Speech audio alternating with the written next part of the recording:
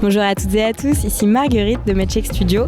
Aujourd'hui, c'est le jour du lancement officiel de la saison 3 de Science for Care, le podcast que MedCheck produit pour Health Tech for Care. Donc on est là pour lancer le podcast, on est là pour faire écouter des épisodes en avant-première.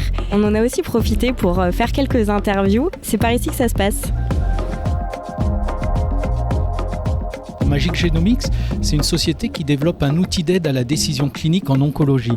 Pour faire simple, c'est un outil qui permet à tous les oncologues en routine de déterminer quel patient va réagir positivement à la chimiothérapie, c'est-à-dire de façon efficace, et quel patient il faut disqualifier pour ce genre de traitement où elle risque d'être délétère.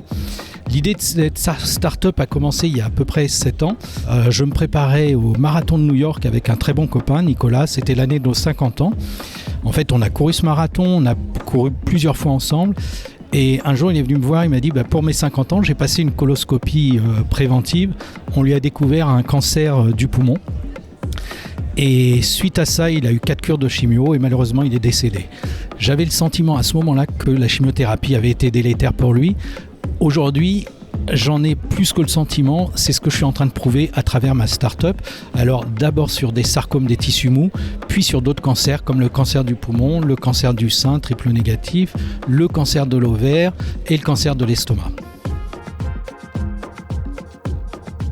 L'ANIAC Lasso, en fait, nous accompagnons les personnes qui ont été touchées par un cancer sur le chemin de la réhabilitation professionnelle, c'est-à-dire qu'on intervient après les soins pour les aider à se repositionner professionnellement, à reprendre confiance en elles au niveau des compétences, à également découvrir des compétences acquises lors du parcours de soins. C'est un accompagnement que l'on veut ouvert à tous et gratuit pour toute personne qui a été touchée par une pathologie et une maladie chronique évolutive. Aujourd'hui, on accompagne des personnes au niveau individuel grâce à notre réseau de coachs de plus de 80 personnes et également des actions en groupe sur des durées longues entre 6 et 9 mois. Je suis Ayat, je suis de la région parisienne et récemment j'ai rejoint donc l'association qui accompagne pour rebondir après la maladie, pour reprendre une activité. Et du coup, moi personnellement, je suis accompagnée par un coach aujourd'hui. Et sur un long parcours quand même, je trouve, sur 9 mois, donc je suis très très contente. Et pour tout vous dire, dans mon expérience après la maladie, en fait, j'ai fait pas mal de recherches justement de ce type d'accompagnement. J'ai pas réussi à trouver sur le coup, mais voilà, j'ai insisté. Au final, j'ai trouvé l'ANIAC, donc je les ai rencontrés et voilà, donc je commence l'accompagnement. Je trouve que c'est super important en fait d'être accompagné après pour reprendre le travail, notamment avant, je dirais, avant de reprendre le travail et après.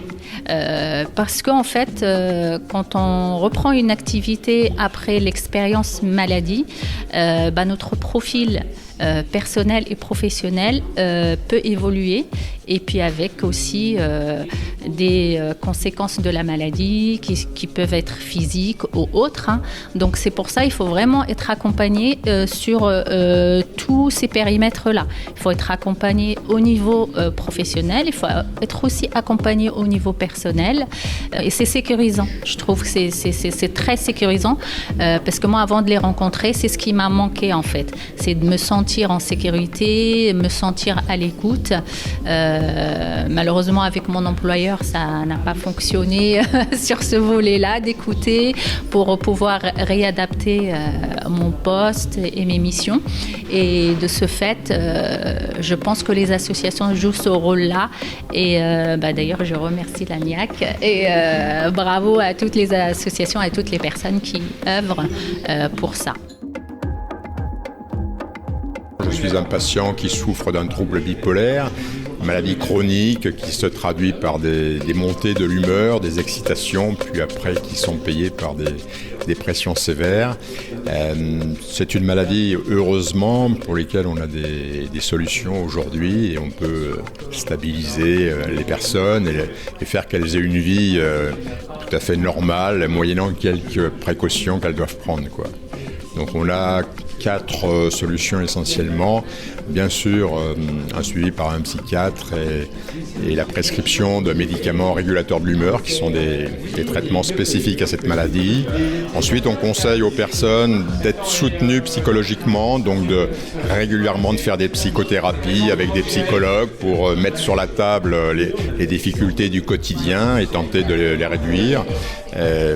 Ensuite, bien sûr, il faut que ces personnes aient une hygiène de vie, ne serait-ce que pour ne pas avoir des maladies somatiques en plus. Donc ce qui est important, c'est le sommeil, l'alimentation. Et puis, cette association qui s'est créée il y a une vingtaine d'années est, je dirais, à l'appui, en plus du parcours médical, de l'hygiène de vie, nous sommes à l'appui de ces patients. Nous leur offrons des accueils individuels, des groupes de parole, des conférences. Nous sommes très crédibles. Il n'y a pas de personnel de santé dans notre association. Nous sommes très crédibles au sens nous avons la même pathologie que les gens qui viennent nous voir.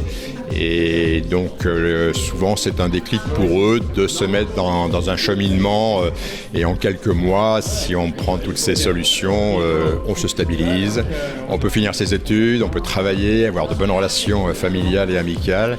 Donc c'est dommage de passer à travers et donc on vient ici sur ce salon pour promouvoir l'importance de cette association dans le domaine de la santé mentale.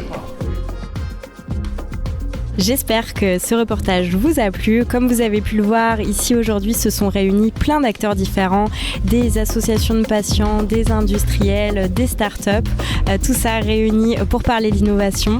Et quant à moi, il ne vous reste plus qu'à vous conseiller d'écouter Science for Care, le podcast qui vous parle des innovations qui ont changé la façon dont on se fait soigner aujourd'hui. C'est un podcast qui est destiné au grand public et aussi aux experts. Alors ne manquez pas les prochains épisodes de la saison 3. À très bientôt!